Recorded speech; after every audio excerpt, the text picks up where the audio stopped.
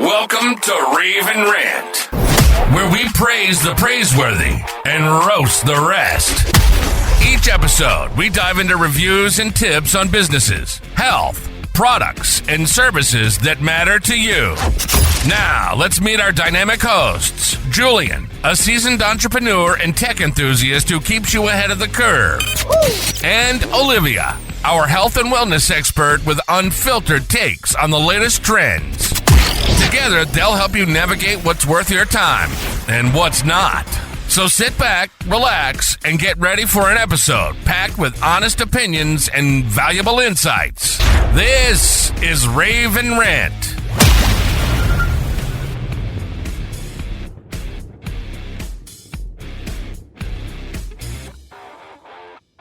Welcome to the Deep Dive. We're here to unpack complex topics, giving you those critical insights, maybe some surprising facts along the way. And today, we're tackling something huge. Buying a home. It's often called, one of the most exciting moments, but also terrifying. Oh, absolutely. It's this massive emotional roller coaster. And it's not just like a financial thing, right? It's often the single biggest investment anyone makes. Huge emotional leap. Right. That emotional weight, it actually leads to something quite surprising. It really does. There's this feeling of regret that can linger. And the numbers back it up. The 2024 NAR profile of home buyers and sellers, it found that a stunning 41% of buyers, get this, regret not asking more questions before picking their real estate agent. Wow, 41%, that's nearly half. Exactly. And you dig into why. It comes down to fear, really. Fear of missing huge red flags or, paying too much or maybe just feeling totally alone, unsupported right when things got tough. That figure is just, it's kind of mind-blowing. Because you'd think for a decision this big, people would be interviewing like a bunch of agents really doing their homework. You'd think so. But here's the twist, what our sources are calling the blind trust problem. Okay, so 88% of buyers actually use an agent or broker, massive number. Standard practice. But then, get this, 67% of first-timers and even more repeat buyers, 77%, they only interviewed one agent. Just one. Only one. Wow. Yeah. That's not really diligence, is it? It's blind trust. A leap of faith when the stakes are incredibly high. It points to this sort of information gap, maybe. Buyers are putting one of their biggest life decisions into the hands of someone they've, barely vetted. Totally understand. I mean, it's stressful, but the smart buyers, they do it differently. They come prepared with specific, almost emotionally intelligent questions. Questions designed to suss out trustworthiness, transparency, actual capability. Turning blind trust into informed confidence. Okay, so that's our mission for this deep dive then. We want to equip you, the listener, with those exact questions. These aren't just, check-the-box questions. They're strategic, designed to cut through the noise and bring clarity, bring trust to your home buying journey. Let's do it. Let's get into these questions. All right, question number one. It's direct, gets right to the point, cuts through any fluff. How many buyers have you helped in Wichita this year? Yeah, and notice it's not just, are you experienced? It's specific. It demands proof of a recent track record, not just, having a license. And that context is crucial, isn't it? Because the sources point out something pretty stark. Oh, yeah. In 2024, get this, 71% of licensed agents didn't close a single transaction. 71%. Wow. Let that sink in. So this question, it immediately sorts the truly active agents from, maybe the hobbyists. It's about real results now. And that hyper-local focus you mentioned. Yeah. For someone buying, especially if they're new to Wichita, say, how important is that? It's not just Wichita, right? Yeah. It's specific areas.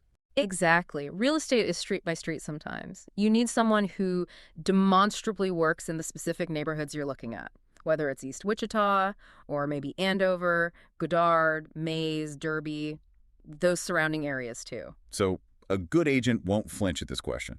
Not at all. Yeah. They'll likely have the numbers ready. A great answer sounds like, yeah, absolutely. I helped 17 families buy just in East Wichita last year. That's my primary focus. I know it inside and out. See? Specific. Verifiable. Got it. So that's your shortcut, really, to understanding if they actually do business where you want to buy. Okay, so you've gauged their activity. What's next? Often it's communication, right? Feeling like you're in the loop. Oh, definitely. Which brings us straight to question number 2. And this one tackles probably the biggest emotional complaint we hear from buyers after the fact. Which is? Feeling abandoned, left in the dark. You ask, what's your communication style and response time? Ah, yes. The agent who disappears after the first few showings.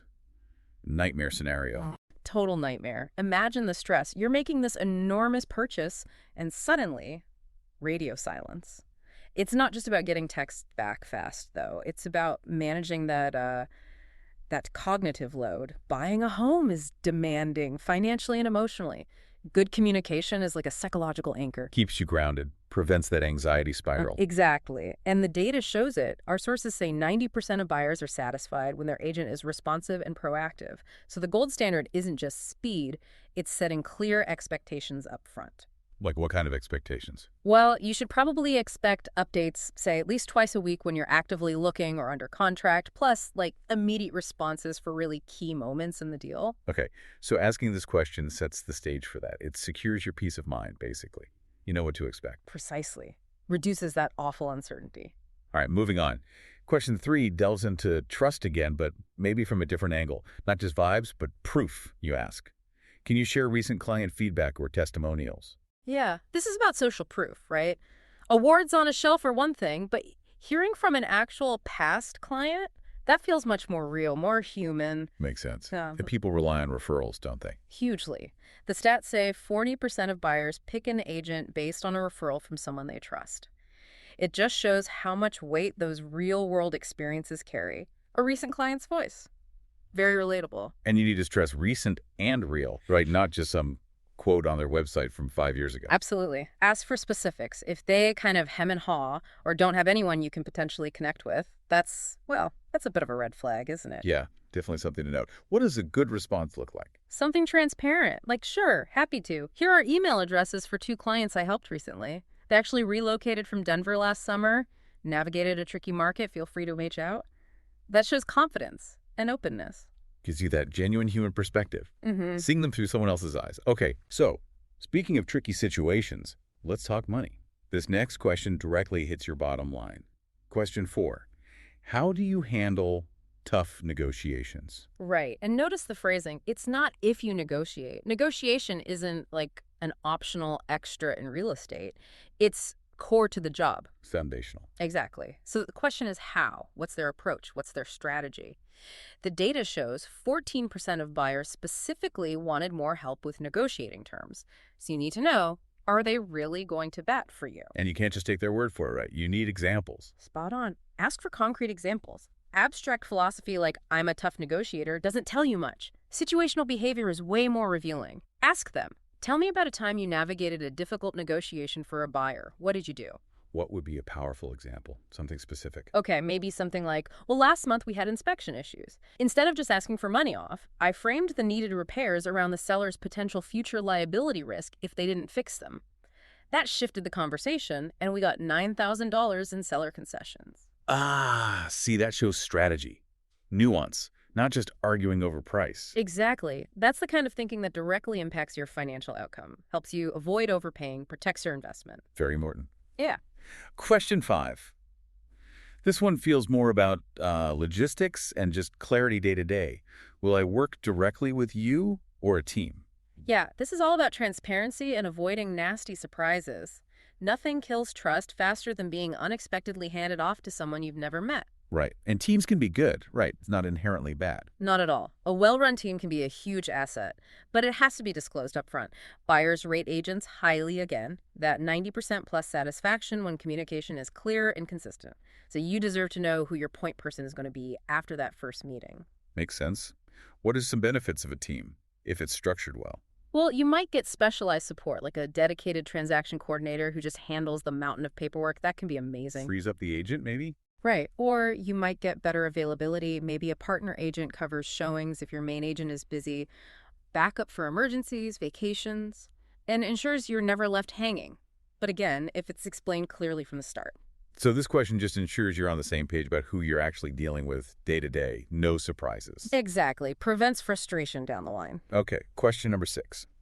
This digs deep into what might be an agent's most valuable asset, especially in a place like Wichita, their local knowledge, you ask. What should I watch out for in Wichita neighborhoods? Yes. This is where the great agents really separate themselves. You're looking for what we sometimes call ungoogleable insight. Ungoogleable insight. I like that. Yeah. Stuff you can't just find on Zillow or a map. Generic answers here are totally worthless. You need specifics, the nuances, the quirks, the potential pitfalls of the exact areas you're considering. So beyond just average home prices, like what specifically should you probe about?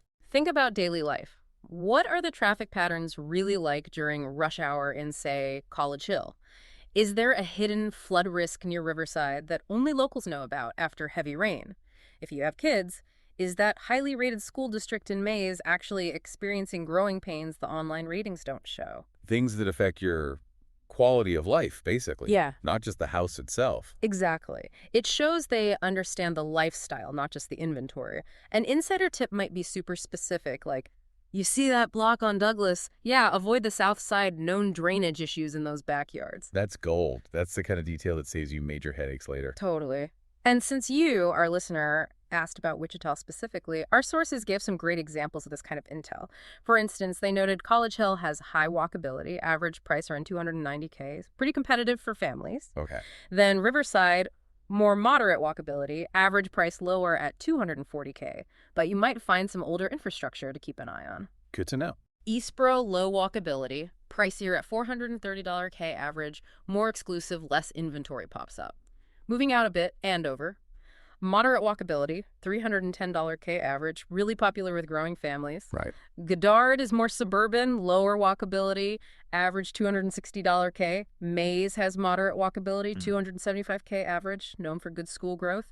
And Derby, moderate walkability, $295K average, lots of community activities and amenities. That's super helpful context. Yeah. Shows the different flavors even within one metro area. And for your own research, you can definitely supplement this. Check greatschools.org for detailed school ratings, and the Wichita Police Department website often has crime maps and data. This question really helps find the right neighborhood fit, not just the house. Crucial distinction. Okay, we're at our final question, number 7, and you called this the gold question. I think it is, yeah. It flips the script a bit. It's what's the one thing most buyers regret not asking? Oh, interesting. Why is that so powerful? Because it invites storytelling. It lets the agent show some humility, share lessons learned from past experiences. It taps into their deeper insights beyond just the standard sales pitch. It basically asks them, what hard-won wisdom can you share to protect me? What kinds of regrets typically surface? Does NAR track that?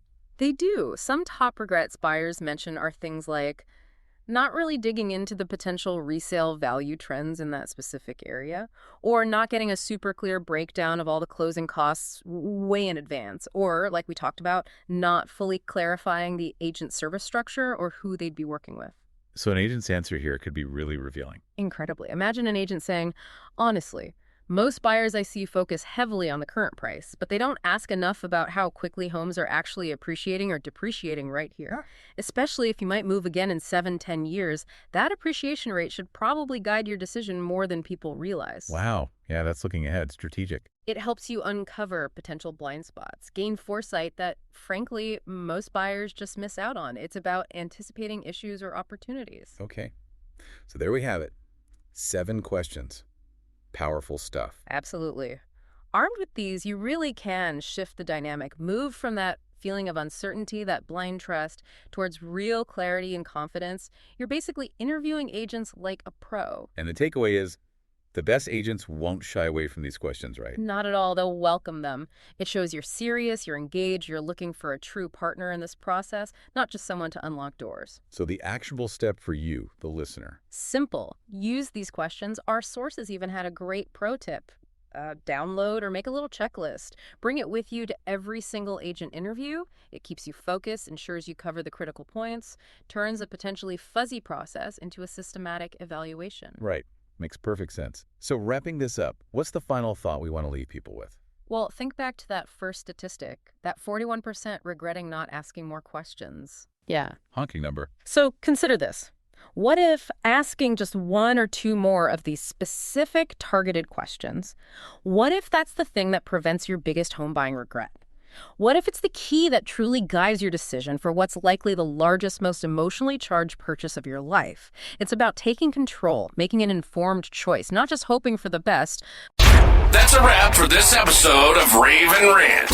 We hope you found our insights helpful and thought-provoking. Don't forget to subscribe to the podcast so you never miss out on our latest reviews and tips. If you enjoyed the show, please leave us a rating and review. It really helps us reach more listeners like you. Have a topic you'd like us to cover or something you want us to rave or rant about? Connect with us on social media or visit our website to share your suggestions. Thank you for tuning in. Until next time, keep exploring what's worth your time and what's not. This is Rave and Rant, where we praise the praiseworthy and roast the rest.